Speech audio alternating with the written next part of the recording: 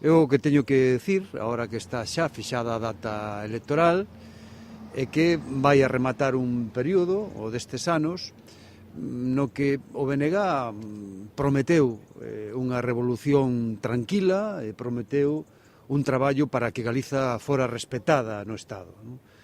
Bueno, pois despois de todos estes anos, destes 3 anos, pois penso que fomos quen de pôr en marcha cambios estruturais no país, moi importante en todos os ámbitos nos que o BNG tivo responsabilidade, e ademais agora Galiza decide en Madrid, co cal penso que fomos capaces de cumplir este primeiro tramo do cambio que comprometimos ca sociedade galega, non?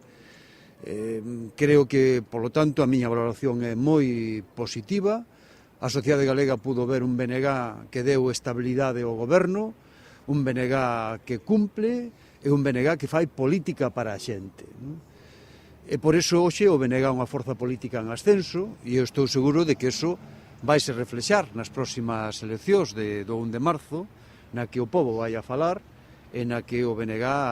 vai a enfrentar esas eleccións coa máxima ilusión, sabedores que estamos nun bon momento político de ascenso e aspirando a que os cidadáns nos den a confianza para esa segunda fase do cambio necesaria no país.